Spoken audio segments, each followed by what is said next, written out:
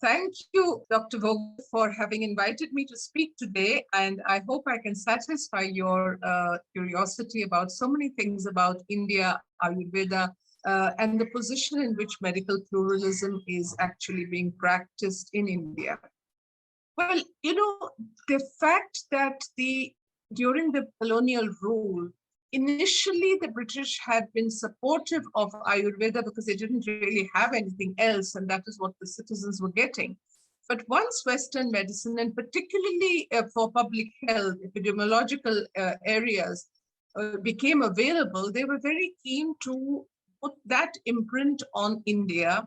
At the same time, they didn't have all the medicines available for such a large population, so they did not mind initially giving some place to the Ayurvedic people, the Unani people, and they even set up a college where in Sanskrit this kind of teaching would go on along with a certain amount of acclimatization to Western medicine. The public, however, began taking a lot of interest in this Western system. And therefore, although initially they were quite supportive, they suddenly, I think around, I would say, certainly around 1912, I think they set up that college, and then it was wound up. It was wound up, and then there was no place for the Ayurvedic practitioners in the scheme of the medical system being offered.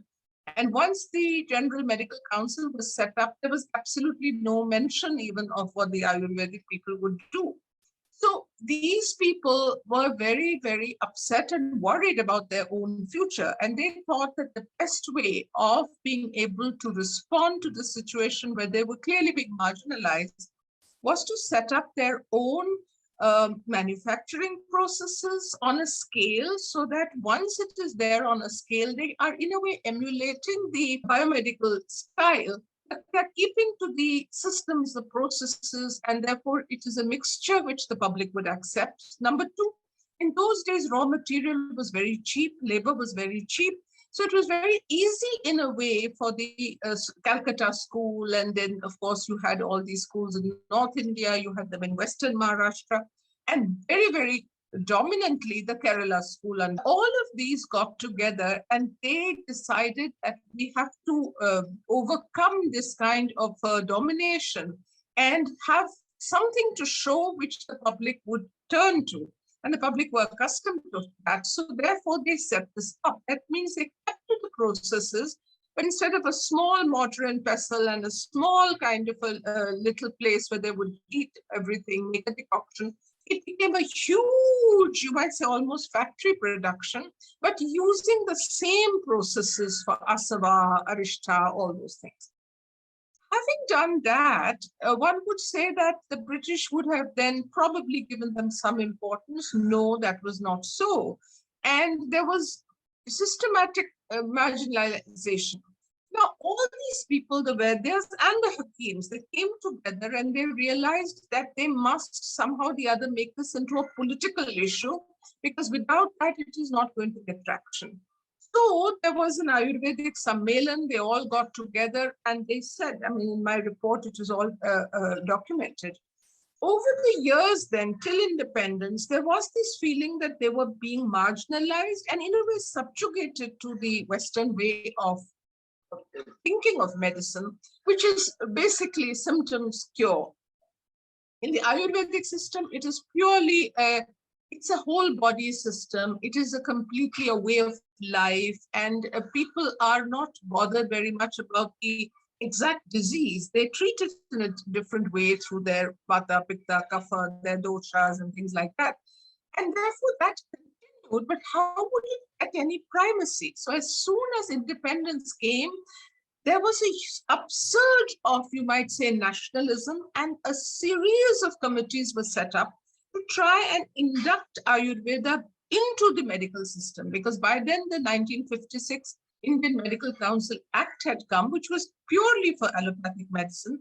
So what do you do to, in a way, be not just parallel, but be absolutely equal with the allopathic system? So even the allopathic doctors at that time, Dr. Ramalinga Swami and so many other people, they tried to say, yes, you should have, and they structured it exactly like it was structured. So you had a Central Council of Indian Medicine, absolutely a clone of Medical Council of India. You had the Drugs and Cosmetics Act, in which they put a whole chapter for Ayurveda, Siddha, and Unani. And the funny part was that the way the wording of the sections is kind of a domination, because it is purely in the language of pharma. Whereas Ayurvedic herbs, you might say decoctions, formulations, of which there are 35,000, and those 35,000 are in the World Intellectual Property Organization's patent offices. It's not as though it is made up. And Ayurveda is a codified system. It is not oral, or you might say local health traditions. It's written in text. So how would you be able to bring this into the Drugs and Cosmetics Act? They didn't know. So they just copied the Western system, which is the bane of, in a way, what has happened today, because for proving anything, you have to go back to that system. How do you say that this is the pharmacology of the drug? How do you prove that this is in the ancient text? It's all exactly on the lines of the allopathic profession. So when all this was happening, 1970s, 1980s, Ayurveda and all the other systems of medicine which go under AYUSH, two of them are Unani and Siddha, which are codified systems, and yoga, naturopathy, homeopathy. Homeopathy in any case is from Germany, but the other two, naturopathy and all, they are not codified systems. They're more practitioner systems. Now, when this happened, there was, after independence, all this move. But by the 1980s and 90s, Ayurveda and the whole AYUSH systems, I was in the Ministry of Health at that time, they were insignificant. They were a part of a division of the health ministry, which had, say, something like 10 divisions. So this would be a part of one division, this whole Indian systems of medicine. And whichever officer was in charge was always treated as though, you poor thing, you've been given charge area. So nobody was very invested in its improvement. We came to know in 1993 that the Narasimha Rao government, that is, he was the Prime Minister, announced in Nagpur that he's going to set up a department for Ayurveda, etc. He was, of course, accompanied by Brahaspati Dev Triguna and people who were stalwarts of the, you might say, pure Ayurveda system. He announced it, but it was only in 1994 or 5, I may be mistaken, but he set up this Department of Indian Systems of Medicine. And this department was the first time that there was a complete, you might say, independence within the health ministry. And the independent secretary was set up, an independent office was set up. They had all the trappings of a regular department, but answerable to the health minister. Now, I was in that department for some years, for a long time, 3 years as secretary, and I dealt with maybe 2 or 3 union ministers. They were invested in the betterment of Ayurveda, but it was, to be very frank, it was more like we have to keep this very large body of people happy. They must not get upset. They must look as though they are being promoted, supported. And the Vaidyas and those people at that time at the helm of affairs used to always go on complaining, oh, look at the salaries of the allopathic fellows. Oh, look at the money spent on research. Oh, look at the equipment they get. Look at the hospitals they get. So they made out as though they were underdogs. And the reaction of the political element was, how did we give you pride of place? And the answer which was being prepared by many people was, make it a ministry. Once it is a ministry, they can do everything. So nothing happened between the years of, I would say, they set up the department, say, in 95, and it continued like that. During the time of the Vajpayee government, which was 1998 onwards till about 2004, I was secretary then, and it was given a lot of primacy, international primacy. It was taken on a pedestal. We went to New York, we talked about it, we went to the World Health Assembly in Geneva and presented it. But it was more, now that I look at it without being part of it, I look at it from outside, I do get the feeling that it was, again, a positioning of the AYUSH systems as something special, important, relied upon by millions of people, and therefore it's Indian. And I must say that countries like Africa did approach us and they said, can you help us? And we realized we could not help them because their folk healers have no codification. There is no such comparison available in those countries. So, all right. Then when the Narendra Modi government came, that was 2014, he became Prime Minister. He, by November of 2014, he just announced and a Ministry of AYUSH was set up with an independent minister. That answers your historical question of how there was always this feeling that they have been underdogs, they have not been given their pride of place, that they have not an equal system. It's an ancient system practiced in India, and it has been done out of its glory and the fact that the people still use it, and therefore it needs to be built up. Now, once again, during my time and during subsequent years, I have seen a huge, you might say, support only for first you do research, you prove that it is effective, you prove it is safe, you prove it is efficacious, then only will we talk to you. And the Ayurvedic people and other systems, A, don't have the articulation to even talk in that language. Number two, being a holistic system, there's no way that you can really make it into a pill and pop it and have a placebo and check whether this control group did well and that one did not do well. You can't do it. So these people, because they didn't have the ability so many years ago even to fight it out and say, first, we want the platform to be different. It cannot be the same platform. That was never said. They were willing to go along with the demands put for efficacy. And they said, we will do research and we will publish papers. But unfortunately, none of the papers and none of the research really, they did a lot of very good research, but not to the point that you could say clinical trials, phase 1, phase 2, phase 3 have been done. Two examples will tell you how this works. I hope I don't run out of time, but I'll try and be brief. For instance, you have Shara Sutra. Shara Sutra is when they use a medicated thread to be able to fix fistula in ano, which a lot of people suffer from. And allopathy has nothing to offer except surgery. And the surgery could lead to recurrence of the fistula. The Shara Sutra has an absolutely, you might say, centuries old system, which was researched by the All India Institute of Medical Sciences, and they said, yes, this works. So this was put on a pedestal, Shara Sutra. Then came this whole thing of we would be able to, for instance, there's a population area which is to control fertility, Pipili Yadi Vati. And that was considered as something for reproductive health, that you could have these herbal preparation and you would be able to, it'll be a contraceptive, a herbal contraceptive, without having to go in for all these other, every contraceptive has some, it's not side effects, but it has problems. The condom has a problem, the IUD has a problem, the pill has a problem, whereas this would be natural. But then I do remember they said, no, it could not pass the toxicology test. So that was rejected. So whatever they tried to do was really not getting the recognition. Take, for instance, AYUSH 64. AYUSH 64 was a medication which they found in the Central Council of Research in Ayurveda. And it was for malaria, and it had 67% efficacy by the standards of the Indian Council of Medical Research, 67.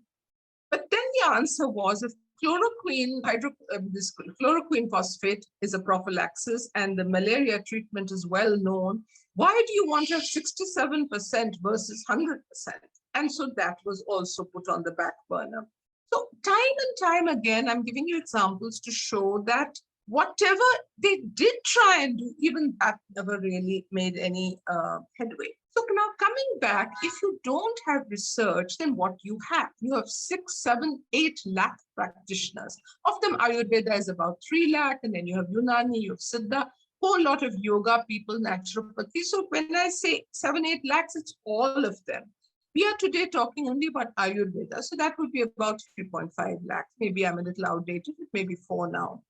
Now, there was a big problem, because the fact that they had built a kind of a system which was almost a clone of the education system for modern medicine, the tendency was to make the syllabus almost a clone of modern medicine. A lot of modern medicine was put into the syllabus, and the things that the Vedyas were good at, and which is the real strength of Ayurveda, which is pulse diagnosis, being able to look at your constitution, treat your constitution, and to be able to build a rapport with the patient, and he becomes almost like a family physician for traditions, for generations he is the physician, his children become your physicians. All that was lost, because then it became pure and simple that you have to just do that syllabus.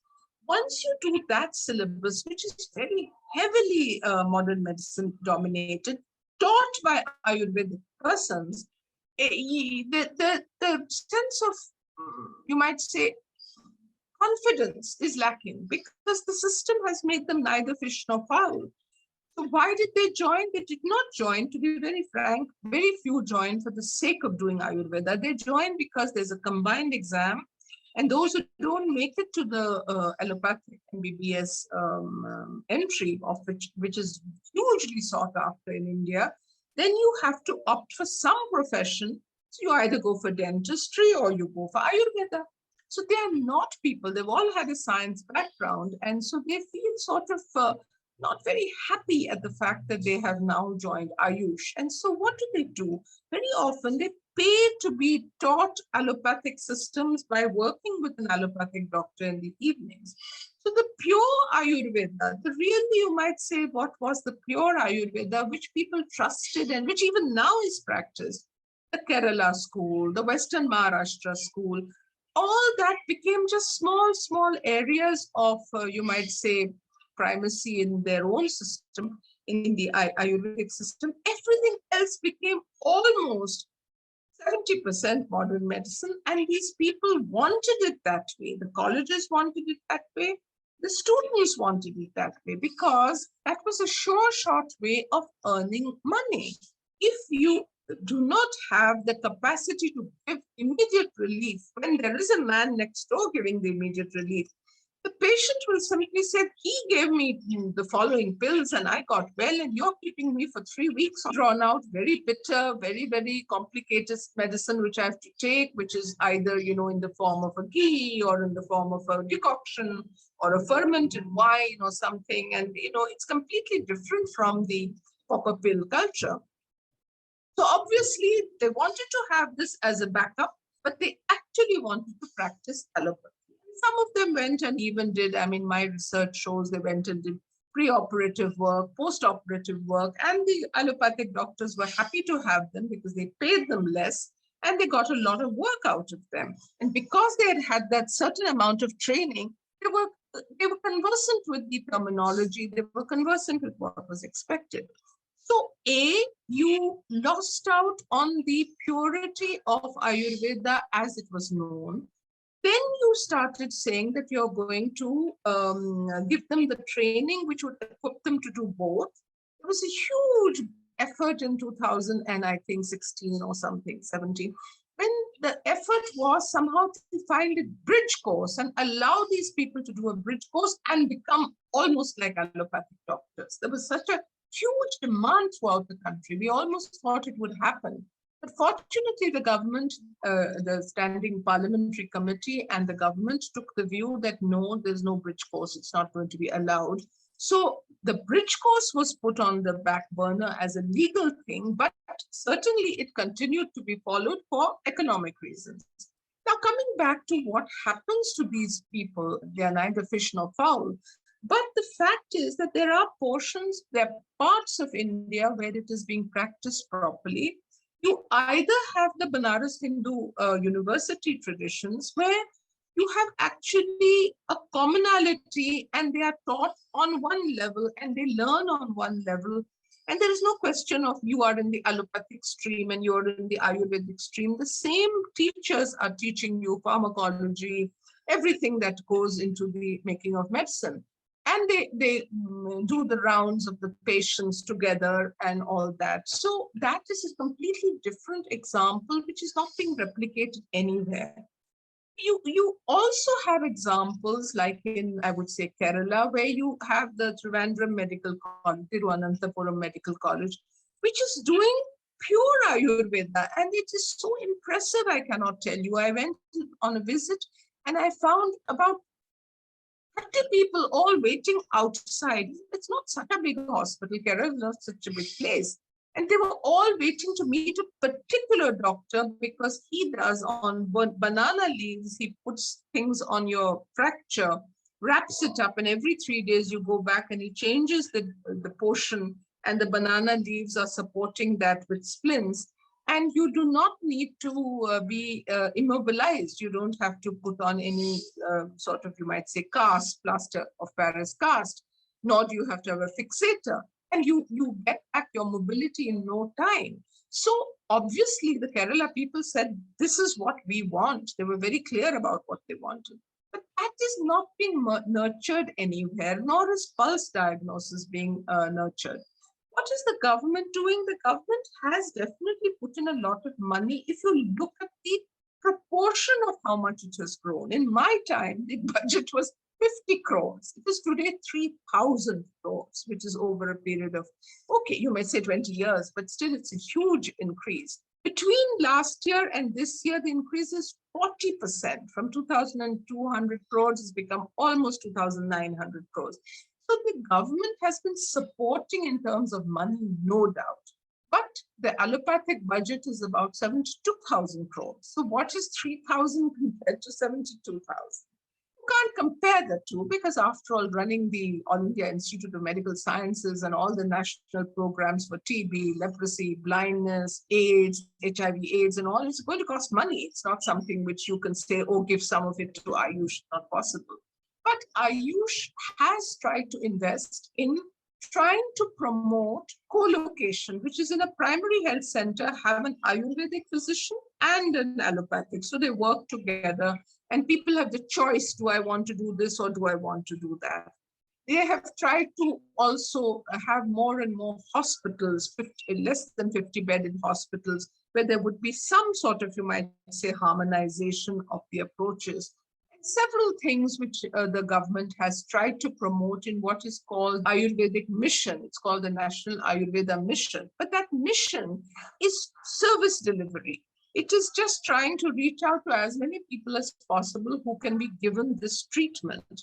But again, it goes back to why are people going there? They're going for treatment. Treatment obviously means disease cure, symptom cure, which is very different from a lifelong system. And I mean, if you look at any old family which believes in Ayurveda, it starts from birth and goes to death, and it's got everything to do with your diet. It's got everything to do with your daily regimen, as they call it, and some of the things which Indians have a fetish about, certain things, have a clean bowel in the morning and things like that. It's all part of Ayurveda, plus beauty, plus agriculture, plus animal health. So it's a very, very wide perspective that the system has, which has not been taken to the level it could have been, because it is all there, it's codified. And even if you're not going to do it for human beings, even if you did it for animals, you would realize, that it is got so much promise. And some of these things work so well.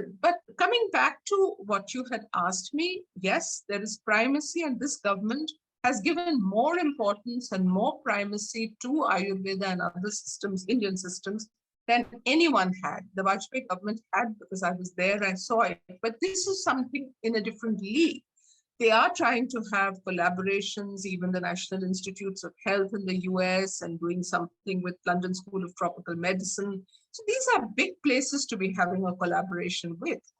What will come out of it, we don't know, because once again, this whole question of efficacy, safety, effectiveness, and all will come.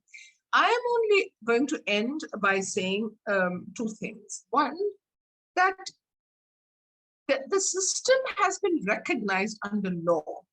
The Vedyas are allowed by law to do whatever they think they should do for a patient's benefit. The manufacturing processes are all there, but they're all in a very, very factory-oriented mode, no doubt. But if I want to try Ayurveda, I should have the ability to access something which is declared as authentic and which does not have the, you might say, Kerala also, I mean, Ayurveda Shala Kottakkal allows their doctors to study modern medicine. They can look at your, you might say, MRI, or they can look at your CT scan, and they can look at what is wrong the way a modern medicine person can. It's not as though they are completely living in a century ago, but they still do pure Ayurveda. So if that somehow can be that marriage giving, because the Kerala people also give primacy to Ayurveda. So if the public does not give it the importance it has, then it's very difficult for practitioners to suddenly say, I'm going to do pure Ayurveda. Where are they going to earn a livelihood from? But the second thing that I want to come to is also the whole thing that you once mentioned about bhasmas. You see, with this toxicity and with all these worries that it is going to affect your kidney or liver, something that will happen, nobody knows, not even animal studies have been done. There is a fear that all this may have worked at a time when life expectancy was 30 years, 40 years, and if you could live 2 years more, where there was a miracle. But today, people's life expectancy is going on to 80 years, and they don't want to give up their life with some chronic problem to their liver or kidney, which would require then, after that, huge interventions, expensive interventions, and you don't know the result. It's not as though you know for sure. So I would say that that is where enormous amount of work should be done, because that is the use of bhasmas is something which could be a game changer for people who are in a high, sort of not at a terminal stage, but where it is felt that this is their choice. They want to exercise the choice, and they should be allowed to exercise the choice, because the system permits this. Nobody's asking you to prove anything. If a Vaidya gives you bhasmas, you don't have to prove anything. That sort of, you might say, the ability to convince a patient, but to tell him his rights, to tell him the conditions, and to be able to be under the guidance of somebody who is a really authentic user and a maker of the bhasma. It cannot just be you buy a bhasma and give it to someone at all. But leave bhasma alone, because that I know I've come across people who have benefited hugely. And they could be anecdotal stories. I have no idea, but about 20 of these patients who had suffered from one form of cancer or the other came. They were brought by a Vaidya from Dehradun, and they gave their own real life examples with papers to show how Ayurveda had made the difference, which was not coming through chemotherapy. But again, that is not the way research will accept a story. You cannot just come with papers and say, hey, I did Ayurveda and I'm so much better off, and I was going to die if I were not on Ayurveda. You can't make those claims. So there's that fear of how do you bridge that knowledge gap? How do you bridge that problem of, you might say, the hegemony of the modern medicine people who have set a standard, and the whole world, even the political world, cannot really think of an option other than what is told to them by the modern medicine people. Is there a way of having first a relook, not by Ayurvedic people, because they are in their very nature not been exposed, but by a completely different set of researchers? Let's change the paradigm of trying to understand. And then only would we be in a position to say, leave all your modern medicine techniques, requirements, leave the Ayurvedic ones. We will judge you in my very simple way, and I'll end there. Simple way. If a person has arthritis, osteoarthritis or whatever, unable to climb stairs, so they need a stick or they need a lift to take them up.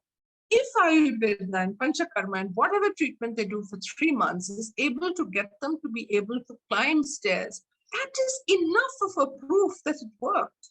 So why must you go to, proving how and which medicine worked and which Panchakarma worked and which particular part of Panchakarma worked? I don't think that will take you. But if you can prove that Because all the medical records in all these Ayurvedic hospitals are a gold mine. If you started studying the before and the after, you would get a lot of documentation. And I don't think we're doing that. And that is the only way we can hope to survive, because otherwise it will become a clone of allopathy. It will get primacy, it will get money, it will be treated as something, part of nationalism.